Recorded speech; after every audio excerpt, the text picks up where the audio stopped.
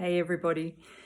I sent my friend a really interesting video which is on the New Earth channel. A lady speaking about nuclear fallout and Fukushima, and it's really, really interesting. I'll link it below. My friend wrote back to me and she said, "We've been such assholes to the planet." And here's what I want to say to that, if you are feeling the same thing. Because on the one hand, yes, we have been and continue to be such assholes to the planet. But here's how I want us to start looking at it.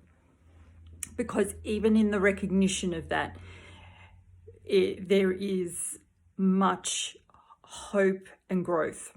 It's already, like I always say to clients, once you're aware, that's 90% of the work done. So why have we been such assholes to the planet? Okay, and I want you to think of it like this. I love a good analogy, and it's a great way for us to really understand it on a more personal level. So we have been assholes to the planet because we have not been brought up to respect her. Now you can say, well, yes, but we're adults now and we should know better. So imagine if you come from a family where the body is not respected. Many of us will be able to imagine that because it is the truth, because we do the same to the body. So let's say we grow up in an environment where nobody's really mindful about nutrition. Nobody really knows. You just eat. You might eat when you're emotional. You might eat when you're celebrating. Eat what you can afford. Eat what's convenient for all the reasons we all choose foods, right? This is going on in every house. But let's say it's quite to an extreme. There is no understanding of nutrition. There is no understanding of how vital movement is to the body and how vital exercise is to our health and well-being. So this family, let's say you come from a family where there is no exercise. There is just sit in the car and drive to wherever we're going, or sit on the couch and watch TV or watch movies, or sit somewhere and eat food, whatever. Like there's just a lot of sitting, no real movement. Let's say that we come from a family where our rights over our body are not, we haven't been taught that we have control over those. We haven't been taught that we are allowed to expect respect from other people over the rights of our bodies. So we get told, hug your uncle, blah-de-blah, that you don't want to hug, go and sit on your auntie, la-de-la's lap that you don't want to sit on, be with people that you don't want to be with, push through pain, push through illness, go to school anyway, go to work anyway, hand all your rights over to the doctor. You don't know anything about your body. The doctor knows about your body. Take the pill. You don't know what the pill is. It doesn't matter. Just swallow the pill. Trust the doctor on everything that they say. And in that way, you lose, you have never really had respect for your body. You've never been taught respect for your body, but you also think, well, I don't know anything about it. And so you hand over all of the power to other people. And this is very much the same thing that we've done with the planet. Throughout generations, not every generation, but certainly mine, certainly the generation before, I would say probably the generation before mine is where it started, where there wasn't really the connection with the land. No, not really much growing of food yourself, that a family would grow its own food. Nowhere near as much time outside. The tally was on a lot of more inside activities, more city living, so not a lot of sort of forest exploring.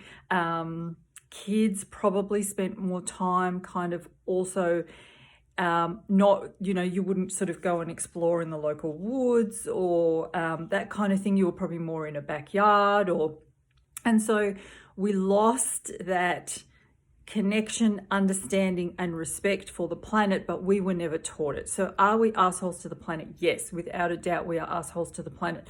But when we don't know, it's best that we don't get caught in guilt or judgment about that.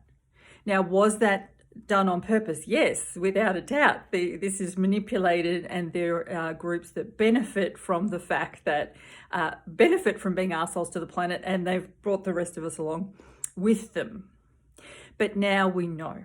And that's the beauty of now we know. So now we stop. So now we become conscious consumers. So now we become conscious in how we live our lives. We become conscious in how we interact with the earth. We become conscious in where our food comes from. And in the same way, our bodies, we become conscious about what nourishes our bodies. We become conscious that we are actually the power over our bodies, and so it doesn't matter what a doctor says or what somebody recommends. We run it through our own system. We do our own research. We decide what's best for us.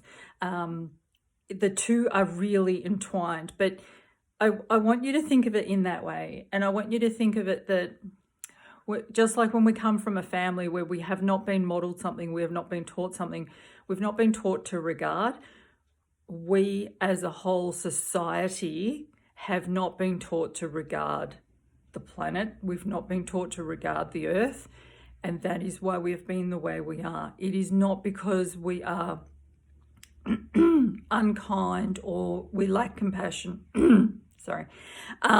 It's none of those things. In fact, once that we are allowed, if it's not taught out of us, because children have this, once we allow ourselves, we give ourselves the permission to go back to living in complete compassion and connection and rhythm with the earth and with the animals, that will all change really quickly. So if you're waking up to any of this, or if you're feeling any of this yourself, please drop the judgment and just recognize that I wasn't taught this. In fact, I was actively shown the opposite. But now I can teach myself about the earth, and I can begin to navigate this myself, and I can find the messages and the teachers that resonate with me. And, that's where we will look to the traditional landowners, and they will begin to teach us, guide us, and help us to grow up